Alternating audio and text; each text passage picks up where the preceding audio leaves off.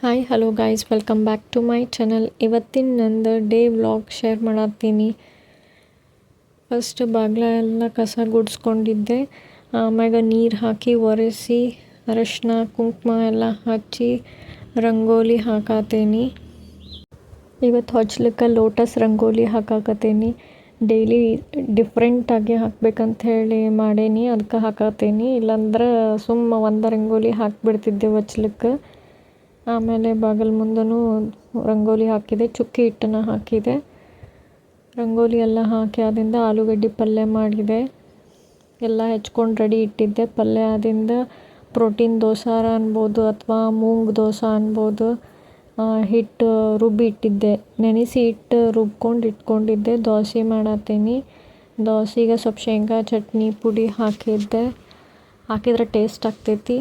ಆಮ್ಯಾಗ ಮೂಂಗ್ ದೋಸೆನೂ ತಿಂದಿಂದ ಸ್ವಲ್ಪ ಐಟಮ್ಸ್ ಎಲ್ಲ ಬೇಕಾಗಿದ್ದು ಶಾಪಿಂಗ್ ಮಾಡೋಕ್ಕಂತ ಹೇಳಿ ಮಾಲಿಗೆ ಹೋಗಿದ್ದೆ.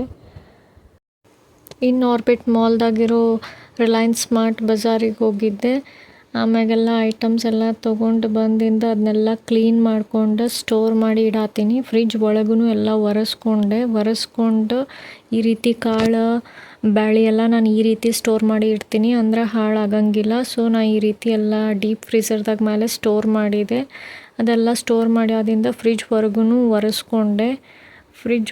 ಎಲ್ಲ ಒರೆಸ್ಕೊಂಡು ಈ ರೀತಿ ಸ್ಟೋರ್ ಮಾಡ್ತೀನಿ ನಾನು. ನೀವು ಯಾವ ರೀತಿ ಸ್ಟೋರ್ ಮಾಡ್ತೀರಿ ಅನ್ನೋದನ್ನು ಕಮೆಂಟ್ ಮಾಡಿ ಹೇಳ್ರಿ. ಇವತ್ತಿನ ವ್ಲಾಗ್ ಇಲ್ಲಿಗೆ ಎಂಡ್ ಮಾಡತ್ತೀನಿ. ಮತ್ತು ನೆಕ್ಸ್ಟ್ ವ್ಲಾಗ್ದಾಗ ಸಿಗ್ತೀನಿ. Thank you for watching.